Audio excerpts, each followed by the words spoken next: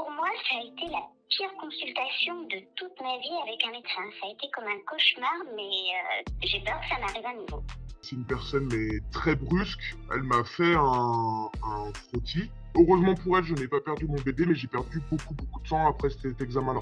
Il y a une omerta, il y a une impunité de ces professionnels. On ne veut pas écouter les victimes, c'est forcément des gens qui exagèrent. Ou... Vous voyez, on n'entend pas, on préfère qu'il ne se passe rien et étouffer les affaires.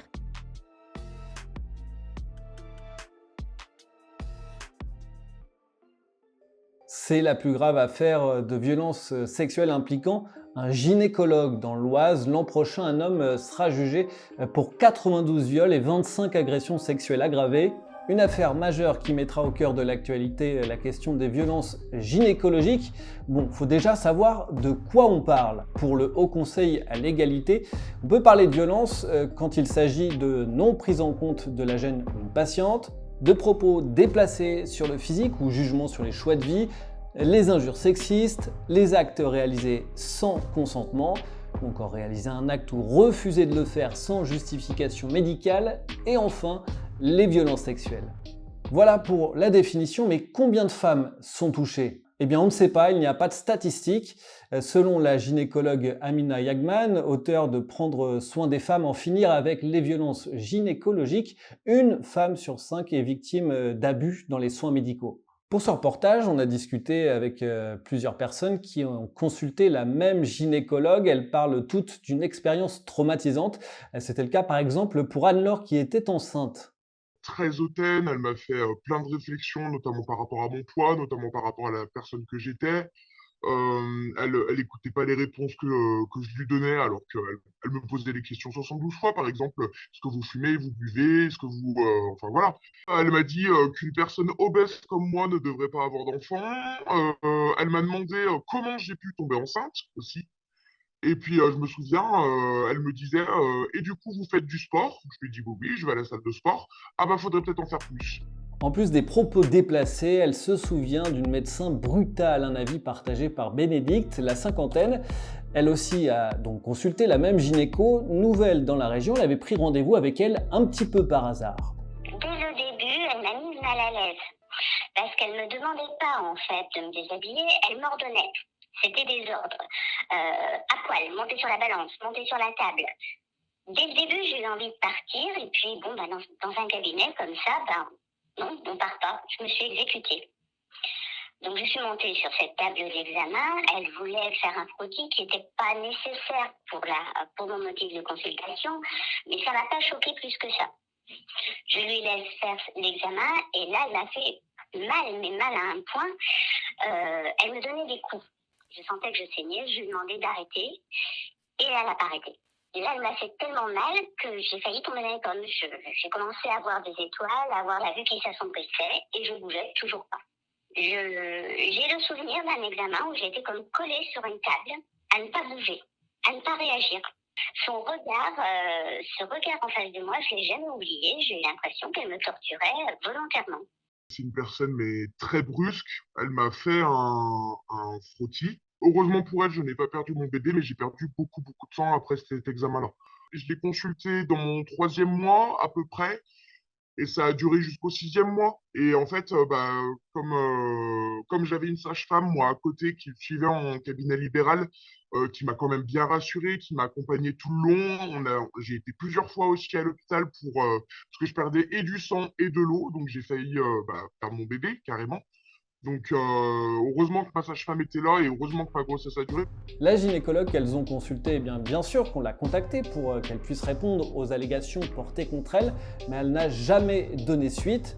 Alors on a voulu en savoir un petit peu plus sur elle, on est allé notamment sur sa page Google, et plus de 200 avis y ont été déposés pour une note globale d'1,9 sur 5. Je vous mets quelques commentaires qu'on peut lire sur cette page Google.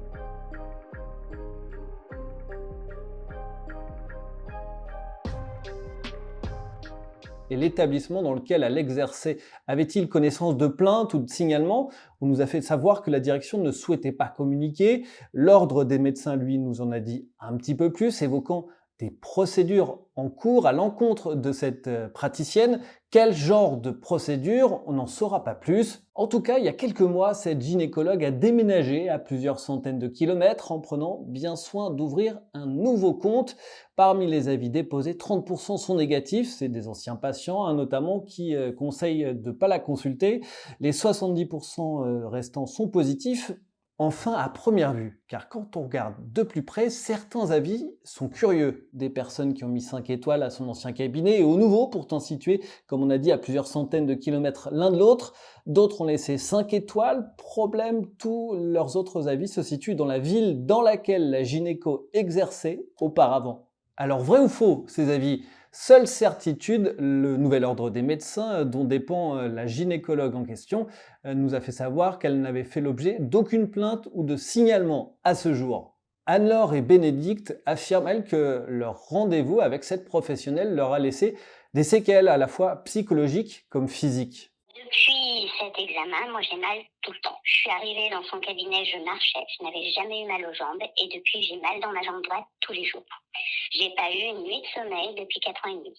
J'ai pas dormi une seule nuit. Et au niveau gynécologique, j'ai aussi des douleurs, toujours.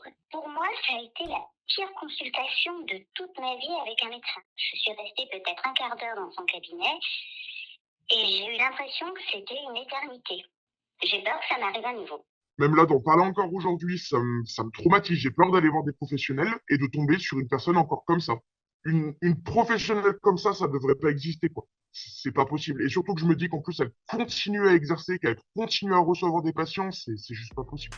Bénédicte a renoncé à porter plainte. Anne-Laure, elle, a écrit à l'ordre des médecins pour faire un signalement. Tout ça, Sonia Biche connaît bien, c'est la présidente de l'association Stop aux violences obstétricales et gynécologiques. Elle accompagne les victimes.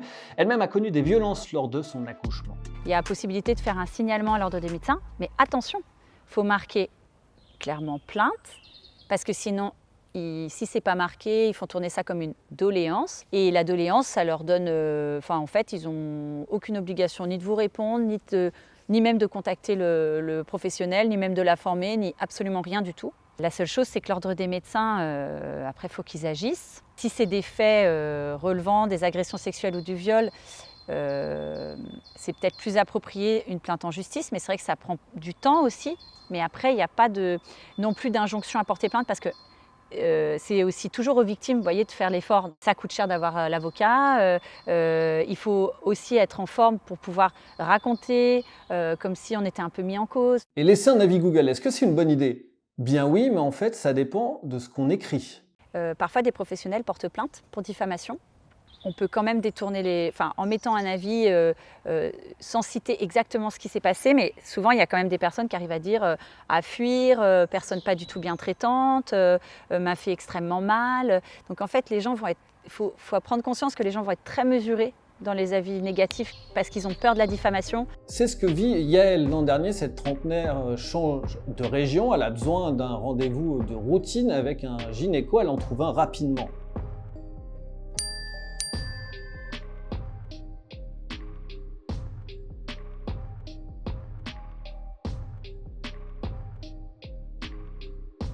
Elle décide alors de faire un signalement à l'ordre des médecins.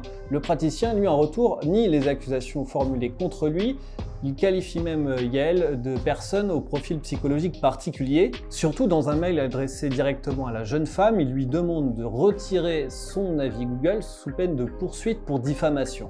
Résumons, on a des victimes pour qui c'est très compliqué d'évoquer les violences qu'elles ont subies et en plus d'en apporter la preuve. De l'autre côté, on a des praticiens qui nient les accusations portées contre eux, notamment parce que certains estiment vraiment bien faire leur travail. Le gynécologue vu par Yael n'en dit pas moins. Dans un courrier adressé à l'ordre des médecins, il parle de vagues médiatiques au sujet des violences gynécologiques qui risquent selon lui de devenir problématiques pour sa profession dans l'avenir. Sonia Biche pointe aussi du doigt un système où l'omerta règne. Le problème actuellement, c'est que c'est encore les anciens qui forment les jeunes. Et puis il y a cette omerta en fait, même si les gens sont témoins de violence ou qui sont même victimes, enfin les pros de santé peuvent aussi être victimes, les étudiants et étudiantes aussi, ces personnes-là n'osent pas parler parce qu'elles ont peur que leur stage ne soit pas validé ou que leur carrière soit mise en stand-by, etc. Il y a une omerta, il y a une impunité de ces professionnels finalement. Et pourquoi est-ce qu'on les protège? Peut-être que c'est un peu dans tous les domaines, on veut le pas de vague, le fait voilà, on ne veut pas écouter les victimes, c'est forcément des gens qui exagèrent. Ou... Vous voyez, on n'entend pas, on préfère voilà, qu'il ne se passe rien et étouffer les affaires.